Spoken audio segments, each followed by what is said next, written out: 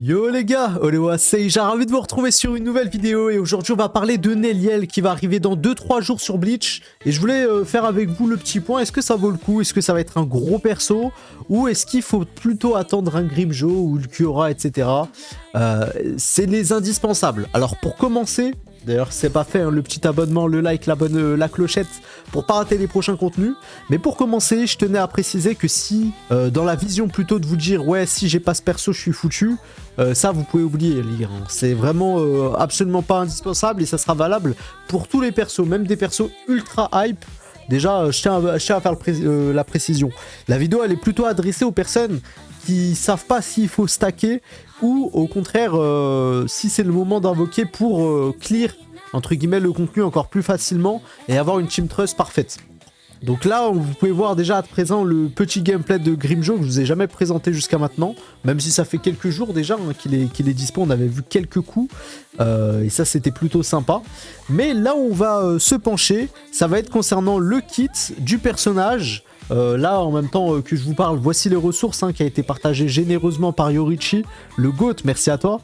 Mais donc ouais, donc on va parler du kit du personnage, hein. J'ai fait une traduction et ça reste des leaks concernant le kit, hein. C'est pour ça qu'on va pas trop s'attarder dessus, j'aurais juste 2-3 petits mots à dire là-dessus.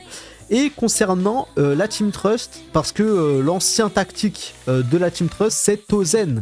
Et en réalité Tozen c'est loin d'être le personnage qui a le plus besoin d'être remplacé, j'ai envie de vous dire. Parce que Tozen fait vraiment du bien à la team. Et justement, c'est là où ça pourrait être intéressant de voir ce que Neliel peut apporter à cette fameuse Team Trust. Au-delà du fait que c'est un perso récent, etc., etc. Mais vous verrez qu'il y a là quand même des bienfaits. Et j'ai hâte de voir ce que ça va donner en gameplay et tout. De toute façon, on fera un showcase, on va tout faire ce qu'il faut. En tout cas, Tozen, les gars, c'est un perso qui est sorti en perma. Et ce que je peux dire sur Tozen, c'est que si vous l'avez dans la box, avec des doublons, encore pire, bah sachez qu'il n'y a pas grand intérêt d'aller forcément chercher ailleurs, sachant que la Team Trust entre Tozen et Gin fait complètement le taf. Mais là où ça peut être intéressant, c'est si vous n'avez pas Tozen et Aizen, aussi parce que Aizen peut être comptabilisé comme un très bon perso sur la Team Trust.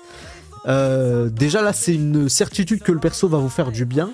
Mais au-delà de ça, c'est la synergie que Neliel va rapporter entre Gin et Rengiku. Parce que rappelez-vous que Rengiku, c'est un personnage très...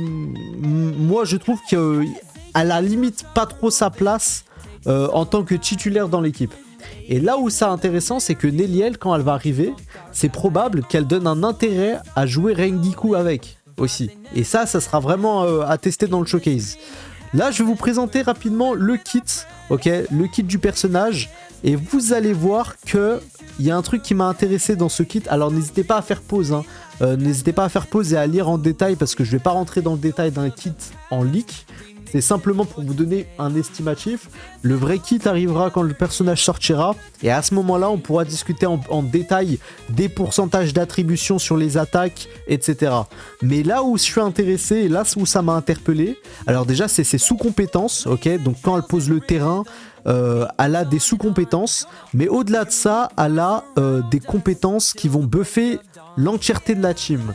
Ok, alors en général, voilà, c'est quelque chose qui se fait assez régulièrement sur le jeu, mais le truc c'est que le pourcentage me paraît très élevé, et là où ça va être intéressant, c'est la puissance que Gin va obtenir à l'aide de Neliel. C'est même pas jouer Neliel en elle-même qui va m'intéresser, c'est vraiment de voir jusqu'à où Gin peut être intéressant après Neliel.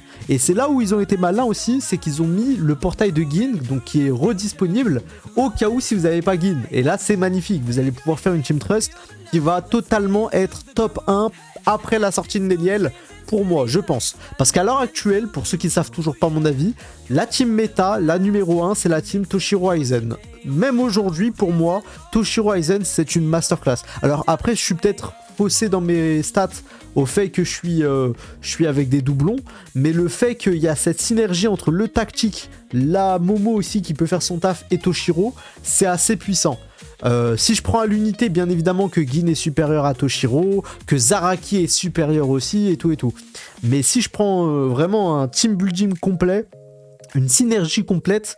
Quand la rotation est bien faite, pour moi c'est la Spirit qui peut l'emporter. Et l'arrivée de Néliel va faire changer la donne à 100% pour moi. Ok. Donc aussi il y a son contre, hein, le contre de Néliel qui est à 347% les gars.